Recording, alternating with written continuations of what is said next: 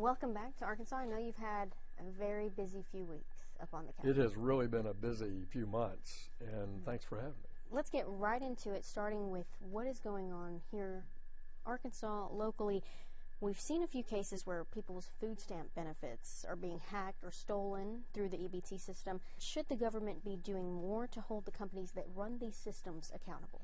Well, the food stamp program is operated by the states, and so I think each state should make sure they've got the right cyber protections, the right privacy protections in running that program. I know it's a priority for Governor Sanders. It's a priority for the federal government that we don't have waste, fraud, and abuse in the food stamp program, but we also have accuracy in the program. And so we want our low-income families that are so dependent on and need the program so well to not, in addition to the pressure they already have financially, have the pressure of having that money taken from them illegally. Another issue Arkansans are facing that we've talked about with you previously is requiring people on Medicaid to work and report their hours. Do you support this policy, and how do you make sure it doesn't hurt the people who need it the most? You bet. Well, look, the Medicaid program is absolutely essential for moms with children, for the disabled, for people with a long-term behavioral health condition. That's what it's structured for. And so this idea of work requirements is only around the able-bodied adults without children, without any dependent care responsibilities, and who themselves have no chronic health condition or disability of any kind. So it's not unlike what Governor Hutchinson proposed several years ago, to work 20 hours a week or be in school or volunteer in order to be eligible for Medicaid as an able-bodied adult without, as I say, any medical or disability issue, or being responsible for kids. So in our view, the work we've done in the House is to preserve the Medicaid program for its core function, remove waste, fraud, and abuse, make sure states are doing the right deal, right analysis around eligibility, to make sure that they are looking at their portfolio of citizens dependent on Medicaid services and making sure they're all eligible. That's the focus of our bill. And so this at one time was not a partisan political issue. President Clinton himself worked on work requirements as a part of welfare reform in the 1990s. So all we're asking in the federal Congress is that all the states take a similar approach to what Governor Hutchinson and Governor Sanders have proposed in the past. And now let's scope out to the nation as a whole and what's been going on the past few weeks and months. Like you said, obviously President Trump has a tremendous support from conservatives and Republicans across the country. However, there are many that are upset about the pork barrel spending with the big beautiful bill, or what they call pork barrel spending. What would you say to these critics? Well, I don't know what pork barrel spending is being discussed. We cut $2 trillion of spending in the big beautiful bill, and we focus spending in areas that the citizens, I think, overwhelmed, argued that they wanted that in the last presidential election. We concentrate some spending on the border security, border judges, border officers, complete the sections of the wall that were left to rust by Joe Biden, and we had to pay all the bills on that during his administration, and also refocusing our defense and strategic work against China, Russia, Iran, both in space and undersea, and the most core elements of making sure we have a competitive defense system in cyber space, as I said, in our nuclear forces. We have, for example, the defense shield for intercontinental ballistic risk to the United States is a big component in this bill as well.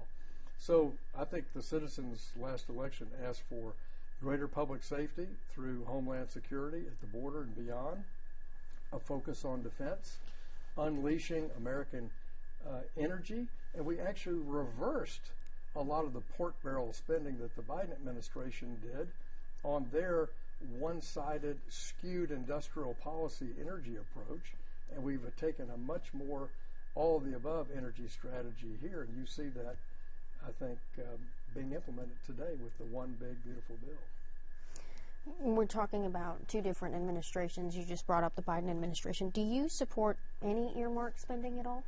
I haven't in the time I've been in Congress. I'm not opposed to people who are for it.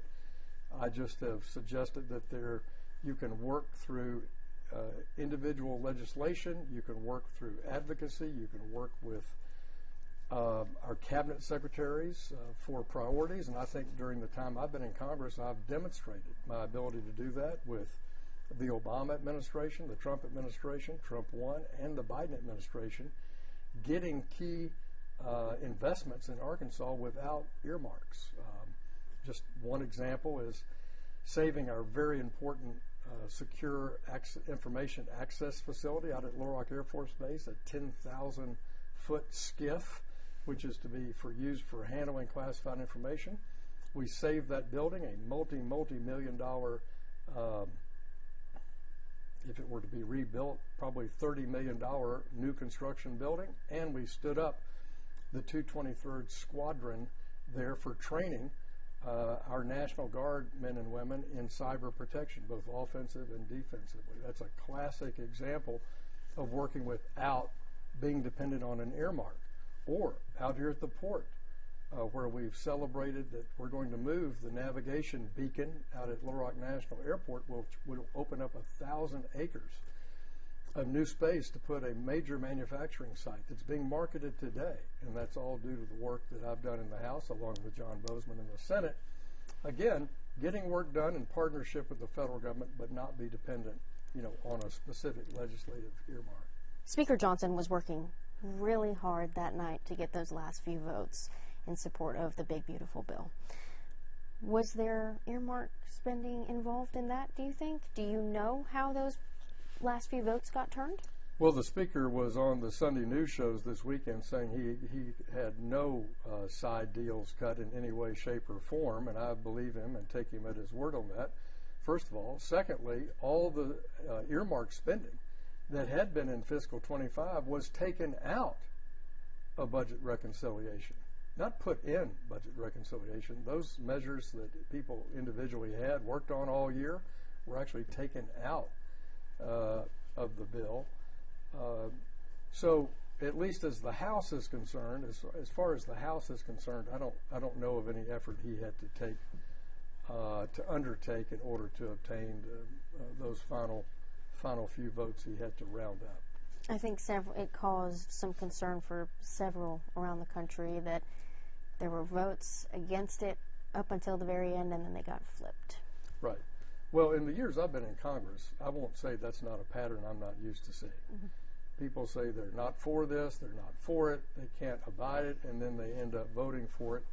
And I just encourage people to look at the detail in the bill. This bill is a pro-family, pro-farm, pro-economic growth measure that will help Arkansas dramatically. We have a huge farm state, and what's in this bill is excellent for farmers. This bill blocks a 27% tax increase on Arkansas families, and it preserves and strengthens our safety net system, like we talked about earlier, for supplemental nutrition or Medicaid. And so when you look at it on balance, I think it's got a lot that's good about it. And I think that was the conclusion some of those holdout votes took after they spent 2 days, 3 days studying the detail of the final Senate text. They came to that same conclusion. Would you ever lead or support an effort in Congress against earmark or pork barrel spending, whether it's this administration or future administrations? Well, as I said, I can't speak for everybody in our delegation, but I believe Senator Cotton and I are the only members of the delegation that don't do earmark spending. So I'm not against it as a general matter because the House Republicans have tightened the rules for the first time in decades. It has to be a public project. It has to be in the jurisdiction of already federal spending. It has to be approved by the local officials in the jurisdiction, like Pulaski County or the state of Arkansas. It has to be for a public purpose. It can't be a museum or a monument or something of that nature. It has to be something like, an ancillary part to the interstate highway system or something of that nature. So the House Republican majority has tried to put a lot of technical transparency. Those are all posted on the website before they're considered by the committee. So the idea that it's some smoke-filled room secret list of things that aren't reviewed by the whole Congress, that just doesn't exist anymore under Republican leadership. So I think the transparency of it is much, much better. I just happen to think that it's my personal view philosophically that we should work through the normal legislative process and not try to have an earmarked spending particular matter. A recent hot topic is Elon Musk talking about the formation of a third party. Do you see this as a result of earmarked spending or people thinking that there is earmarked spending, and is that splitting the Republican Party? I don't think so. I'm not sure what Mr. Musk is thinking about in his third party issue. He's a brilliant, eccentric, brilliant business person who's one of America's most inspirational inventors and creators. But I think he demonstrated that he's not suited for the governmental give and take that you have to go through in a legislative type body. I thought some of his advice to the president was good, but I can't tell when he goes through situations like this if he's mad about spending or if he's mad that Donald Trump took his electric vehicle mandate away from, which was a Biden proposal that obviously is beneficial to the Tesla Corporation. So I don't know what's behind it. I can tell you, based on American history, third parties don't work out very well, whether it's in 1912 or 1992 or any other year that you've had serious third-party engagement at the national level. But it shows you the health of the American political system as the two parties debate about what their direction is going to be. For example, in the Democratic Party, the far left democratic socialists, almost communists, have nominated their top candidate to be the mayor of New York. Well, do you think that is suitable to some Democrat from, Georgia or someplace out west? Probably not, but it shows you the tension in the Republican Party or the Democratic Party when you have that sort of third-party movement. So Bernie Sanders, you might say, leads that third-party movement on the left, and now Elon may be trying to create some sort of a third party, but I wouldn't invest in it. Do you think just naturally with the younger generation that there is kind of a third party already forming without Elon? Yeah. Well, I see, I've never seen so many young people come back to both parties in this last cycle. I thought there was a lot of enthusiasm after years of less so, of young people being very active in both the Democratic Party and the Republican Party.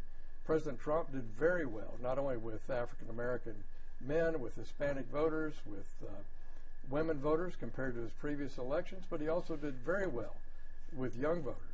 I see it in the work I'm doing because I'm leading the Congress's design and implementation on how to regulate cryptocurrency and how to regulate the future of blockchain investing, where I see a lot of young people heavily engaged in that area. I get comments and letters and meetings with them all the time about it. And also I've been so supportive of democratizing access to finance, both traditional banking finance as well as raising money in capital markets for your good idea. And I think that is something that's very appealing to young people coming up in their careers. They want to start a new business. We're expanding their opportunity to invest in both private and public company investments.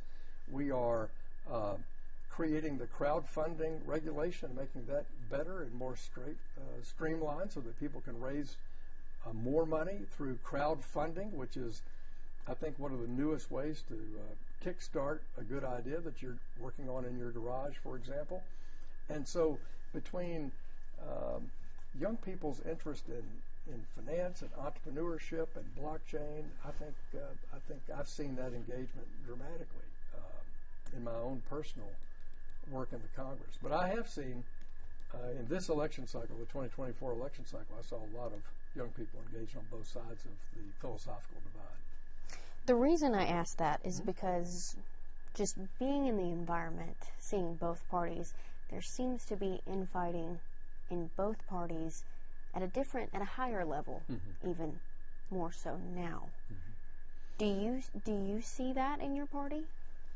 I really don't. I see our party actually coming together effectively in that transition between 2020 and 24 presidential elections. I see a lot of the Republican Party coming together on a common platform. We listened to the voters. The voters said, we want to lower the taxation on tips. We want to lower the taxation on Social Security if we're a senior. We want to lower the taxation of overtime income. We want the child tax credit larger. We want workforce eligible for a 529 savings plan. We want K through 12 education eligible for a 529 savings plan. We want our kids to be able to go to a good school of our choice. All those things are pro-family, pro-young couples, pro-young people, and I think that's reflective of the Republican Party. It's reflective in this bill that we've put forward and passed, and President Trump signed into law on 4th of July. Speaking of Arkansas and your constituents, there have been several protests outside of your office here in Little Rock. Several of whom individuals we have spoken to that say they bring letters to your office, they bring questions to your office, that tried to contact you. Have you read any of those notes, questions, emails, letters?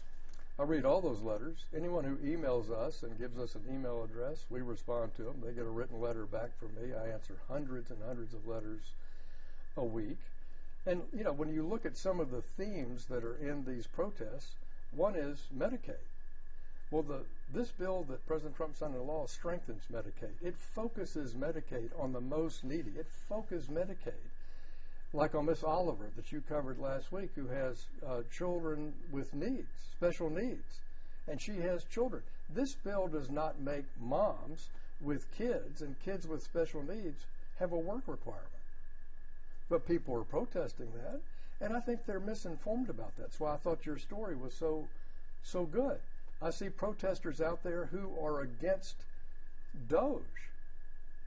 So they're for a government that's not working effectively. They're for waste, fraud, and abuse. They're for mismanagement, too many people, a bad IT system. I don't think so, but they are. That's the purpose of the Department of Government Efficiency work, is to try to lower spending, make it more efficient, remove waste, fraud, abuse, have better IT systems, have more effective full-time equivalent positions. But they're out there protesting against it. And I just think, let's study what we're trying to get done in the right way. There are others out protesting in favor of Ukraine. No one in the Congress has spoken out more favorably or taken more actions to support the people of Ukraine than I have. But they're out protesting that somehow I'm against support of Ukraine. Couldn't be further from the truth, and the president knows that, and his leadership knows that. We have a strong group in Congress that are for fighting against Putin. Putin is a thug. He's conducted an illegal invasion. He should be in a jail somewhere. So when it comes to fighting Iran, China, Russia, and Iran's involvement in Syria, there's no one in Congress that's worked across the scale from the Obama administration to now Trump too, more so than I have. But those are some of the themes that I've seen, and I just would invite people. I welcome their views, obviously, and we do respond to folks that we have an email address from or a snail mail address for. We respond to them in writing and try to get them a thorough answer to their questions. You bet. There was a question that I got specifically from a group of people, Yep. And I would like you to answer it as best as you can. Sure. They were, Chris Jones hosted a town hall and they had invited several of the delegation to attend that town hall, in which nobody showed up. It left constituents thinking maybe you guys did not care, maybe you didn't care enough to respond to their questions or be here for their questions. Why did you not show up to the town hall? I don't even remember when it was, and I'm not even sure I was in town. I don't know that I was in town. First is the first answer to your question. Secondly, I meet with constituents in all 8 counties routinely every week from all walks of life. And as I say, I'm available to the extent I have to. I'm in Washington most of the time, but when I'm at home, I'm available for meetings on a routine basis. And we do telephone town halls on a regular basis where we get thousands of people participating. We have one coming up next week, for example, on the 14th, to do exactly that, because we want to hear directly from constituents from across the board. So the bottom line is, for the years I've served in Congress under Democrats and Republicans, I've been doing the same job, in my view, that I've done since I was first elected. I'm committed to helping make our district a better place, work for the general welfare of our great country, make sure that we're taking care of our national defense, make sure we're taking care of our economy in the right way. And by and large, I think that's been a successful strategy, because I've been reelected each time along the way. I do listen to my constituents, but sometimes when the protests are in the office, outside my office, they typically, at least in the pattern I've noticed, they occur only when President Trump is in office. But again, I'm always happy to hear from our constituents and be responsive to their needs. Do you think the protesters are misinformed by certain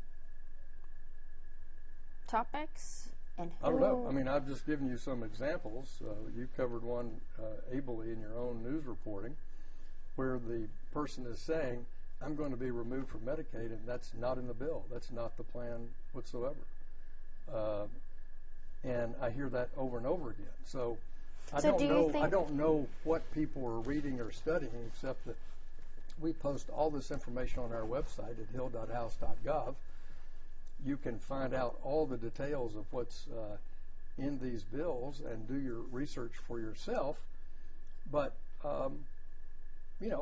I see the flow of what's on Twitter, on social media, on Facebook, and some of it is not fully informative as to what the facts of the matter are. That's true. But that's true on the right as well.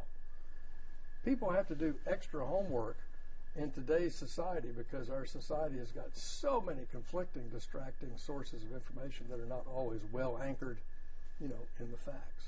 Is the media one of those? I think the media tries to do a good job. I read several newspapers a day. I think a lot of them try to do a very good job.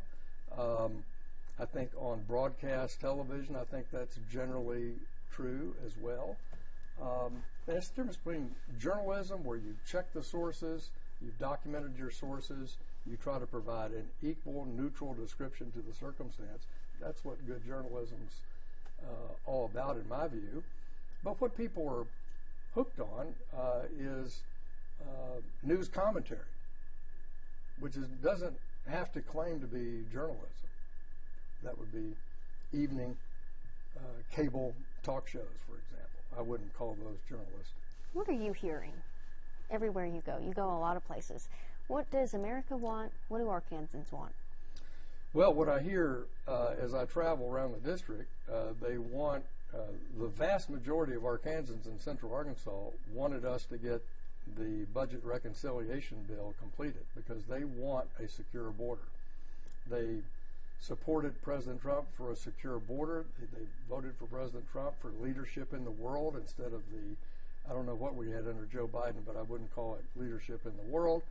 They wanted a reduction in inflation, and President Trump's plan to preserve tax rates at a growth level, not allow our families to have a 27% tax increase, his views on right-sizing regulation, his views on opening up energy markets for future energy production, all those things tackle the inflation issue. So the two comments I hear the most about for concern are agriculture prices are low. We're concerned about that, which is why the One Big Beautiful Bill had a significant, excellent section on agriculture. I want to credit John Bozeman for his outstanding leadership there, our senior senator. But people are concerned about tariffs and how tariffs might impact their business or our agriculture markets. I share that concern. I don't support long across-the-board tariffs. I never have. I've made that clear. This is not a new position of mine. I make it clear every time I provide an interview. I want to have tariff clarity so that buyers of products can know what their plans will be in the coming years, what their prices will be, how they'll serve their customers, what their product mix for the fall might be. So I hear about that as a concern. And then people still need labor. You know, they still need labor, which is why, again, the One Big Beautiful Bill encourages labor through expanding the Pell program for workforce education, expanding K through 12 in the 529 plan, capping student loans. We haven't even talked about that. You mentioned young voters. This caps the student loan program, stops sort of the student loan, I think, horrible. I'm not supportive of the way the government's run that program at all. I didn't support it going into that business. I don't think they should be in the business. But this bill severely reforms that to the benefit of young people who have a student loan for their profession. So that's what I hear on the concern side would be how do we get through the tariff situation? How do we have clarity there? And how do we find the folks we need to carry out our business mission, the human resources that we need? I have 3 quick questions for you to wrap this up. One is about the Department of Corrections. You heard about Grant Harden escaping. How did you feel about that? What did it make you feel about the prison system here in Arkansas, people's safety? Yeah. Well, look, I mean, that's always concerning when someone can have a fake uniform and walk out. So I know this is of concern to the governor and our able head of the Department of Corrections, and I know they have that as a top-of-mind issue. But public safety is one of the top things we hear about when we're anywhere in the country, not just in Arkansas. And that's something that we can control here locally. So anything I can do to be supportive in the federal delegation of the governor's priorities there, I want to do that. I know you're a lover of everything financial. How is crypto going? Yep. Well, as we tape this, next week, the week of July 14th, we're going to bring to the House floor the market structure for digital assets. How do you invest in crypto? Who is a broker in crypto? How can you trade it? How is it valued?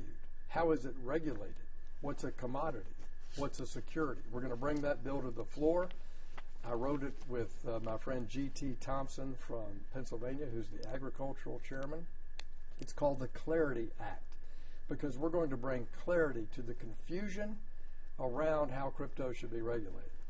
Secondly, we're going to bring a bill from the Senate called the Genius Act, which is a dollar-backed payment stablecoin. In finance, on a blockchain operating system, payments will be tokenized. And the best way to do that is to have a highly regulated federal U.S. dollar token. So it's called a payment stablecoin. It will, I think, continue to expand the value of the dollar around the world as the #1 currency. We'll have that bill on the House floor. And then a third bill will ban the U.S. government from issuing a central bank digital currency, a so-called CBDC, without action from Congress. People don't want a government computer with their bank account on it that could surveil their life, like you have in China or a communist country. So all we're saying is you can't do a central bank digital currency without an act of Congress. So those 3 bills will come to the House floor next week, and I think that will begin to lay the groundwork for America being one of the leading countries in blockchain finance, and I'm excited about it. Okay. And our final question to wrap everything up. ICE has been present everywhere in the country since President Trump, in his campaign and his presidency. ICE is here in Arkansas. ICE is everywhere in the country, deporting or helping to deport illegal immigrants, or who they think are illegal immigrants. It's also gone now to not only Hispanics, but the Chinese. Recently, because of Iran's attacks, Iranians. Can you give me a little bit of insight what the protocol is for finding these people, and how you determine that they need to be taken by ICE? For example, if someone is in the works of getting their green card, and they've been working on that for years, let's say, or their citizenship for years. They're not a citizen yet, but they're working towards that. Does that mean, because there are several stories of people being taken, and they're married to U.S. citizens, they have kids here, they work, they pay taxes, all of the things, but they're taken by ICE? Yeah. Well, in any one instance, you and I wouldn't be privy to a whole set of legal details about someone's status or not. Meaning, yes, they might be working towards a legal immigration status, but we don't know how many times they came in and out of the country illegally. We don't know if they have a tax problem or a theft problem, or we just don't know, any particular case. So I won't comment from that point of view. But I will say my best advice to the president is that he focus on criminal felons, people who are in the country illegally and who've committed a crime, either in their own country or our country or both, or those who are repeat immigration violators, in terms of they've come in the country and out of the country and in the country and out of the country. But most people who are here illegally have overstayed a visa. That's the most common reason, until the Biden administration, when they just green-lighted undocumented people. They didn't even take time to document them. Millions of people didn't even have a background check or a screening or a health screening. They just flowed into the country at the port of entry or between the ports of entry, which is why it was such a catastrophically mismanaged situation by Biden and Harris. But still, you asked, you implied what's the priority. I think the priority should be people who are criminals. Is it the priority? Well, I think that is the stated priority, and I've heard the president say that time and time again. In fact, he was in the press in the last business week talking about maybe that his team had overdone it on people working in construction or working in farming. He made that point when he was in Des Moines on 4th of July or the day after 4th of July, whenever that rally was. So I think that's good advice. I mean, I think we want people in this country legally. We want to enforce our immigration laws, and Joe Biden did not do that. He did not do it. President Obama tried to do it. President Obama, I think, deported over 5 million people in his 8 years in office. So he worked very hard at trying to honor our immigration laws, and President Trump's put that as a priority. But it still would be my best advice: start out with people who have a criminal background, and then work with Congress to reform our immigration laws. We need legal citizens here. We need more green card holders coming in every year than we get in order to serve the growth of our country. We have the fastest growing economy in the world. At the bottom of the pandemic, summer of 2020, about 21 trillion in gross domestic product at the size of our economy. We're almost 29 trillion now. Think of that growth. Just since those days we remember so well of how miserable the summer of 2020 was economically. So we need legal workforce here, and we need it not only in agriculture and construction, but we need it in many, many areas, particularly in science. And so we want a whole wide range of people. So I would hope President Trump would recommit something he did in the first term to reforming our legal immigration system once he's secured the border. I think he's the perfect person who, having secured the border, can argue for the Congress to reform our immigration system. I think it'd be great. Besides crypto, what are you working on for Arkansans? What are you looking most forward to ending this year. Right. Well, I have my final additions to the Flatside Wilderness Bill, which passed the House 2 weeks ago by voice vote, which it was, it was an amazing process. I've worked on it for years. It passed by voice. It's now in the Senate in the hands of John Bozeman and Tom Cotton, and I hope to get that finished this year. This will create the final components of one of the great wilderness areas in the Ouachita National Forest, right here in the 2nd Congressional District. We're also celebrating this summer a related activity, which was by working with former Governor Hutchison and his former Tourism Secretary Stacey Hurst to save and I would say make better Lake Sylvia Recreation Area. Take it out of the Ouachita National Forest and turn it over to the management by the state. And those two things have really enhanced tourism in Perry County, and it's something I'm really proud of. And then in September, again, another project for years has been a Fisher House for the VA here in Little Rock. And I'm so excited about the Fisher House opening, I hope, in September. This is a facility for those loved ones of a veteran who is in the VA or at UAMS for long-term care, for cancer treatment, for dialysis, for surgery, and they don't have the resources to stay and pay for a hotel room. The Fisher House will be there to give them perfect care, and it's such a badly needed thing here in our state, and I'm excited about that. All right, perfect. Thank you for joining us. You bet. Great to be with you. Thanks for the invite.